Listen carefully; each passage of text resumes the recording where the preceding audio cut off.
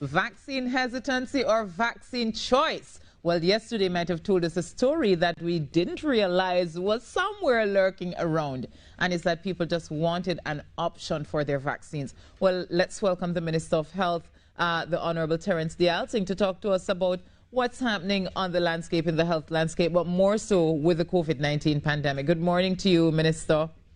So you call me Minister, the DJ call me Uncle Terry. Make up all your mind up. Pick one. Pick one. But I prefer to go with Uncle Terry. Yes. All right. Morning, Natalie. Good morning. Good morning. Thank you so much for joining us. So, Minister, I'm sticking with the Minister because, you know, my questions have to come fast and furious, right? Yeah. So I think we'll start with what happened yesterday, in that we saw where, with the AstraZeneca vaccines being available, that we got back to the long lines, and therefore your concerns about abysmal uptake of vaccines might have been spoken a bit too early. Right. Well, that is good news. Well, okay. So let's be scientific about it. When we speak about vaccine hesitancy, we have to understand what vaccine hesitancy really means. And I keep saying this, vaccine hesitancy classically is a delayed decision to be vaccinated. A delayed decision for many different reasons. It could be a fear of needles. 2, you haven't prayed enough on the decision. 3, you're looking for more scientific data. 4, you want vaccine choice. 5, religious reasons. And a whole different set of reasons that will make you delay your choice to be vaccinated. And we always knew in the middle of that some people want a choice. Now, the person who is fearful of needles, will that make him come out to take another choice? So what yesterday proved, and you seem to be hitting the nail on the head, is that some people actually do want a choice, which you always knew was a possibility, especially to travel. Yeah. Because I did go to the Napa site yesterday and the Paddock site. I always go to the sites and speak to people, why they are here, why their families are not here. And what many of them did say, they are being vaccinated now because they want to travel. Now, the main purpose of being vaccinated is to save your life. However, if people want to be vaccinated to travel, I accept that. I rejoice in that. Doesn't matter to me your reason, just get vaccinated. Well, Minister, it's funny you say that, because the slogan or the tagline of the government has been vaccinate to operate. So I think people can vaccinate to travel, because the government's position, the tagline has never been vaccinate to save your lives, because somehow that doesn't seem to resonate. Yeah. So that's good. I mean, whatever reason people are choosing now to be vaccinated, Natalie, and this is a global problem, as you know. We are happy for it. And hopefully we can give people the choice, and that will get up our numbers. The primary benefit is that you will not come into a hospital, because all the international evidence shows that once you are fully vaccinated, you stand a 99% chance of not dying of the virus, a 99% chance of not coming into a hospital with serious illness, and a 99% chance of not coming into an ICU or HDU. So whatever the reason, Natalie, Uncle Terry, this morning, I'm ecstatic. I am happy. Just get vaccinated. But let us talk about all of these Sinopharm vaccines that we have, because if we're seeing that it's not so much that a good group or body of people are interested in being vaccinated, but not with the Sinopharm vaccine, how does the government treat with this, loads of vaccines that it has from Sinopharm batch? Right. So, again, in visiting the sites yesterday, and I said this on the press conference on Saturday, there are still people who prefer this Sinopharm. And the preliminary figures I got last night, because some preliminary figures came in, we are still offering Sinopharm first dose at all 109 health centers and some of the mass vac sites. So the uptake of Sinopharm is still half decent. To answer your specific question, the expiry date of the Sinopharm is June, July 2023. So we have a long way to go. And this virus throws up surprises every month. So let's not be too quick to talk about expiry dates of Sinopharm.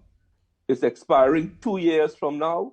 So let's wait and see, because we don't know what variant is around the corner and which vaccine is going to be effective. I wasn't even thinking about the expiry dates, and I was just thinking about the fact that we're talking about 600,000 vaccines. As you said, we went from 15,000 people going out to be inoculated daily to 4,005. So it is suggesting that even though people were taking the Sinopharm vaccine, they weren't excited about that. And as I said, we're seeing the numbers now coming back as we have the AstraZeneca. So with that kind of trend and with that kind of anecdotal evidence, how will the government treat with that situation? Well, the vaccines are here. If we didn't bring the vaccines, the cry will be, we didn't bring the vaccines. If we didn't bring substantial amounts, the complaint will be, why didn't we bring so much? We brought it. It is what it is. We'll have to deal with it as we go forward. We cannot be accused of not having vaccines, WHO-approved vaccines, free of charge, accessible, convenient around the country. When does the other tranche of vaccines through COVAX arrive in Trinidad and Tobago? Actually, I think COVAX sent out a release last night, I believe. They are going to be here within the next 24 to 48 hours, I believe. So but as usual, as soon as we have firm confirmation, as we always do, we send out the releases, we send out the pictures that vaccines have arrived. So as soon as we have firm confirmation, a firm flight manifest, shipping documents, we always make that available. So when that comes, that will be another 33,000 doses to go around. That is correct. That is quite correct. But some of that also has to be held back for second doses of people who have already received their first dose of Sinopharm 6 weeks ago, 2 months ago. Right. And we saw Dr. Mariam Abdul Richards yesterday having some concerns about people being dishonest, because it seems as if people were taking first dose Sinopharm and going for second dose, aka first dose AstraZeneca. So no. No. The question was posed. She never said it is happening. A journalist posed the question, and she was saying people need to be honest. So we have set up the MassVac sites where we are administering vaccines, that you double check the card that the person comes in with to see what they got first. So that is a check and balance, but you know, Trinise, somebody will find a way. But Minister, isn't it possible that somebody could just not come with a card and pretend as if they've never been vaccinated before and come in and change their doses? Yeah, and that's why she asked people to be honest. Is there anything that the government has in place, the Ministry of Health, to safeguard against that? I know she spoke of records, but are these records checked? Because it's not necessarily computerized to see who is vaccinated and who isn't. Yeah. So the records at this stage, we put them on a database at the end of the day. So we are pretty up to date, but it's not 100% foolproof. And that is why Dr. Richards asked people just to be honest. Okay, well, Minister, you know, we had our first maternal death as a result of COVID-19 yesterday. And, you know, coming up, not as a result of that, but on the heels of that, we heard of the WHO approving ivermectin in the use of treating with COVID-19. Trinidad and Tobago has always taken the stance that it goes with WHO-approved, you know, vaccines, WHO-approved sites, and that kind of thing. Why are we hesitating now to not go with a WHO-approved medication, if you want to call it that, or treatment for COVID-19 virus?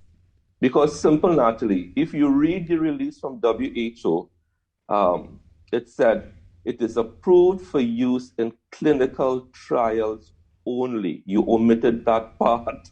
And it's unfortunate that people are not reading the releases from WHO properly.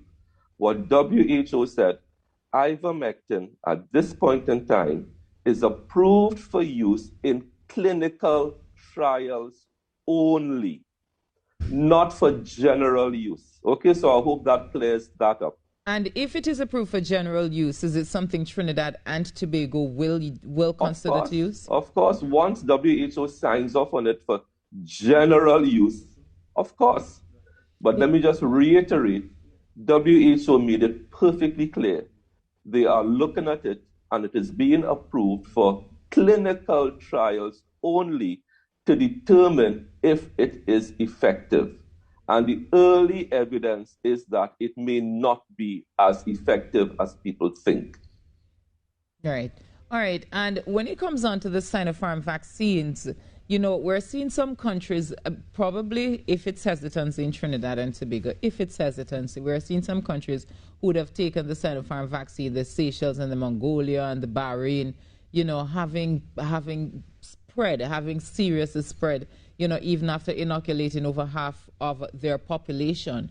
When people have that kind of information at their hand, and the government here wants to get people, you know, inoculated, whether it's a Sinopharm or AstraZeneca, what do you say to the people to encourage them to come out and take the vaccines still?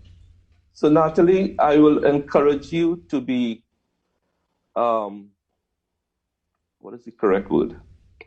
To be a little more wide-ranging in the research before comments are made. The evidence out of Seychelles showed that the explosion in cases was amongst the unvaccinated. This picking on Sinopharm is unfortunate because what happened in Israel, where you had herd immunity with Pfizer, you also had outbreaks. So, you know, the constant harping and discrediting of Sinopharm by global media is so unfortunate. Israel was one of the first countries to achieve herd immunity using Pfizer. And they had outbreaks amongst the unvaccinated. In Seychelles, it was the unvaccinated, not the vaccinated with Sinopharm. So I will really urge all of us, before we try to discredit Sinopharm, because there's global geopolitics at play here only, to be very robust in our research before we make statements. That is all I will say on that. Right. And as I said, Minister, my question to you is how does the government combat what is in global media? Because the reality is that the information is at the fingertips of anybody who is going online. I'm not here to say I agree or disagree with it. My position is not stated. What I'm saying is, how do you know, as the Ministry of Health, as the Minister of Health, you know, encourage people after seeing all of this right blasted, and not on illegitimate websites, but on a New York Times. You know, when you have this kind of information at your fingertip and the government has 600,000, you know, Sinopharm vaccine, how do you combat that? How do you say, okay, this is safe, go ahead and take it? And I think that's what I'm trying to figure out. What is the messaging from the government? Yes. Well, I'm glad you said it is safe. Let's go ahead and take it. I'm glad for that. So as I said, there's a lot of geopolitics at play here. So what do we do on the ground? We continue to educate, inform people about the safety of all vaccines, not just a brand of vaccines. We continue to educate. We are literally going now door to door, person to person, in communities, talking to them about the benefits of being vaccinated regardless of brand. But if a person has questions on brand preference, of course we answer them. We are, the Eastern RHA is doing virtual town halls. All the other RHAs are on the ground. Companies now are talking to the employees in groups, bringing in doctors and so on, and talking to them and answering their questions. So the war now is being fought on the ground, because the communication strategy for vaccine hesitancy will tell you, you cannot win this by having one basic message on the airways. It has to be targeted messages depending on what are the concerns of individual target groups. So that is what we are engaged in now. Even at 91.1, we started drive time with JW on our Thursday. You are going to see a much heavier social media presence on the Ministry of Health, dialoguing with people, as opposed to talking to people, dialoguing with people, answering their specific one-on-one questions. Right. That may be common to a group of people and so on. And that's what I wanted to know. What is the government doing to combat not just misinformation, but information that seems credible, and how you treat with that when it goes against what you're trying to do? But let us talk about what you mentioned earlier just now about, workplaces encouraging their workers to get vaccinated. Shouldn't the government have a policy position on, what's happening whether in the public or private sector revaccination? Because what we're seeing now is different organizations employing a different strategy regarding vaccines. So the government's policy has been consistent throughout. Vaccinations are not mandatory, but they are highly recommended. As far as workplace is concerned, it is highly recommended to have a safe workplace, to keep your co-workers safe. And let me just give you an example. If you have an unvaccinated customer service rep speaking day in, day out to possibly many unvaccinated customers, and she goes upstairs to the back office where there's a pregnant person who cannot be vaccinated, and you spread the virus, and as we saw yesterday, we had our first maternal death due to COVID and our first mother-to-child transmission. Don't we all have a duty? And this is what the government keeps saying. There's individual and collective responsibility. Don't we have an individual responsibility and a collective responsibility to protect the pregnant woman who may want to be vaccinated but cannot be at this time, the school-age child under 18 who cannot be vaccinated? And that is the principle of herd immunity, to vaccinate enough people so that the virus doesn't spread. But also the second principle of herd immunity is to protect those who cannot be vaccinated, that minority. And in this case, it is 400,000 persons under the age of 18 who cannot be vaccinated. So the adults have a duty of care to vaccinate themselves to protect my school-age child. Minister, is that really a policy, though, when you're just encouraging people to get vaccinated? Could we consider that a policy position? Yes, it is, because the policy position is that we are not, at this time, talking about mandatory vaccinations. We have a constitution. Is that something that the government is considering, though, mandatory vaccines? I am not saying that. The Honorable Prime Minister spoke about that and his position. That will be a prime ministerial and cabinet decision on mandatory vaccinations. But it is highly recommended to save not only your life, but the life of your loved ones. Right. So the government has taken the decision to reopen the retail sector the 16th of August, and we're talking about a hybrid system for school come September. What measures are going to be put in place when we have so much people in circulation to ensure that we don't end up like Jamaica with a third wave, with more spread, and have to go back in a lockdown? Get vaccinated. It's as simple as that. Let the numbers go up. Let the numbers go up and up. Right now, as of yesterday, I think it was around 420,000 persons with their first dose, which is about 30% of the population. The solution to all of this around the world is to just get vaccinated. Minister, that is the solution. I agree that seems to be the way that we have to go to treat with this. But if we also recognize here in Trinidad and Tobago that choice of vaccines seem to be important to the population, are we going to be seeing a Pfizer or Moderna vaccine into the mix here? We will see other brands as soon as we have confirmation that the other irons that we have in the fire are bearing fruit as we always do, we make the announcement that another brand is on its way. We have many irons in the fire, but we cannot speak about it prematurely because that will scuttle the deals. I know the media keep asking, when is this coming? When is that coming? If we speak out of turn, we run the risk of these companies with which we have signed non-disclosure agreements saying that Trinidad and Tobago is not a partner we could deal with because they have violated the terms of the non-disclosure agreements. What I will say is that we have many irons in the fire, and as soon as we can speak about it, as we always do, we come to the population that this has been sewn up, the I's have been dotted, the T's have been crossed, and this is the position. I promise you that. All right, no problem. And Minister, before we go, another 2 minutes or so. We finished already? I mean, I know you wouldn't even believe it, but we're gone 20 minutes already. So we're going up overall 25.